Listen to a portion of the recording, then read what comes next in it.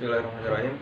Assalamualaikum warahmatullahi wabarakatuh. Perkenalkan, nama saya Gilang Ramadan, NPM 2721046. Di sini saya akan menjelaskan mengenai produk kreatif mahasiswa, khususnya tanaman perkebunan komoditi kelapa. Saya di sini akan memanfaatkan komoditi kelapa ini, limbahnya yang akan dimanfaatkan menjadi polybag coconut sebagai pengganti polybag plastik yang tidak ramah lingkungan. Di sini saya akan menjelaskan mengenai kelapa. Sedikitnya saya akan menjelaskan bahwa kelapa merupakan tumbuhan asli daerah tropis, yakni daerah yang terletak di sepanjang garis khatulistiwa di wilayah Indonesia. Tanaman kelapa dapat ditemukan di hampir seluruh pelosok provinsi. Tanaman kelapa sangat bermanfaat bagi kehidupan kita sebagai manusia. Tidak hanya buahnya, tetapi seluruh bagian tanamannya bisa dimanfaatkan. Sampai ke pucuk tanaman dapat dimanfaatkan juga. Tanaman kelapa juga memberikan sumbangan yang besar bagi perekonomian rakyat dan negara Republik Indonesia ini. Terkadang kita tidak mengetahui bahwa limbah kelapa juga dapat dimanfaatkan, tidak hanya dibuang dengan sia-sia atau dibakar, melainkan limbah kelapa karena proses pengolahan kelapanya tersebut seringkali limbah kelapa itu diabaikan gitu, yang bisa mencemari lingkungan dan mengganggu pemandangan. Namun, saya di sini akan mengkreasikan limbah kelapa ini menjadi bahan atau barang yang bisa dipakai, layaknya barang yang bisa semestinya dipakai. Sabut kelapa sebagai media tanam untuk menggantikan polybag plastik yang tidak ramah lingkungan. Dimanfaatkan sebagai bagnut atau polybag coconut, merupakan produk alternatif menggantikan plastik yang sangat ramah lingkungan.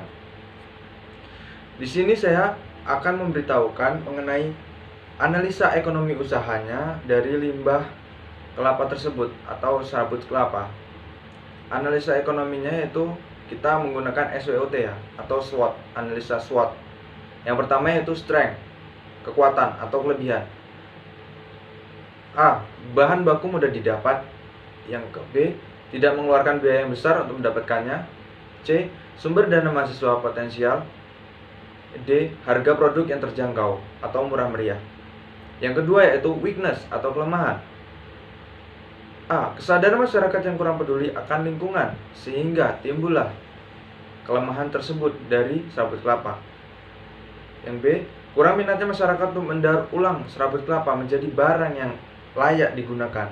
C. Karena pembuatannya masih manual, jadi terbatas dalam persediaannya, tidak terlalu menggunakan teknologi canggih. Yang ketiga yaitu opportunity atau peluang. Peluang yang akan dihasilkan adalah produk ini jarang ada peminat sejauh ini, jadi peluangnya sangat besar. Yang keempat yaitu threat atau ancaman. Ancaman timbul karena munculnya pesaing baru yang memiliki konsep atau meniru konsep kami, sehingga konsep kami mudah ditiru, yang akan hasilnya seperti duplikat-duplikat produk yang kita buat.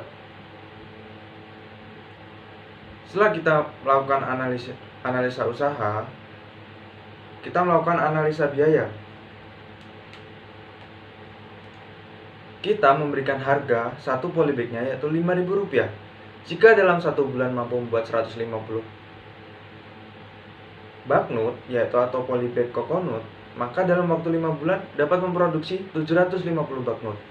Harga bagnut yang ditawarkan yaitu tadi Rp5.000 per bagnut. Hasil penjualan 5 bulan yaitu sama dengan 750 bagnut dikali Rp5.000. Hasilnya yaitu Rp3.750.000. Dikurangi keuntungan setiap 5 bulan sekali, yaitu sama dengan harga penjualan dikurang biaya operasional. Yang artinya di mana 3.750.000 dikurang 300.000 sama dengan 3.450.000. Setelah kita melakukan analisa biaya, maka kita akan melakukan survei atau analisa tempat pemasaran.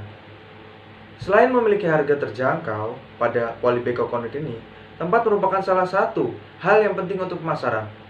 Kami memilih area sekitar pasar, sedangkan untuk pemasaran keliling akan dilakukan di sekitar daerah kampus alun-alun kota, dan taman kota Bandar Lampung.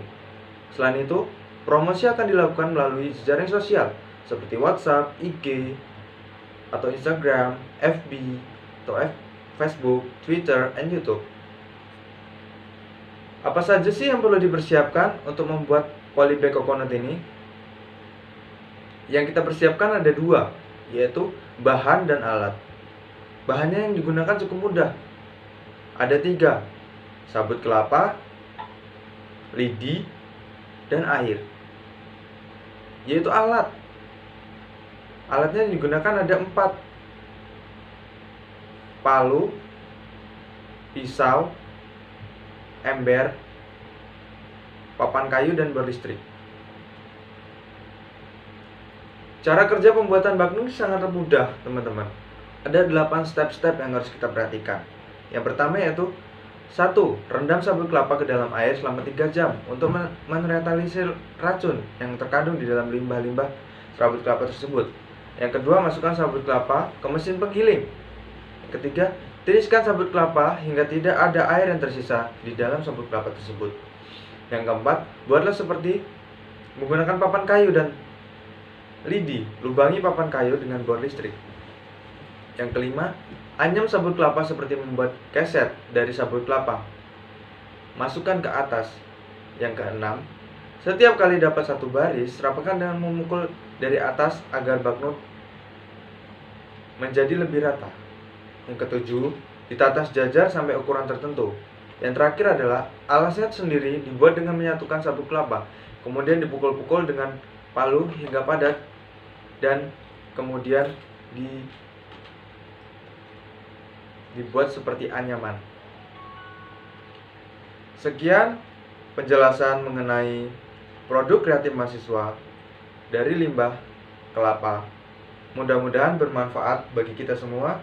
Kurang lebihnya saya mohon maaf, dan pada Allah saya mohon ampun. Wabillahi taufiq wal hidayah. Wassalamualaikum warahmatullahi wabarakatuh.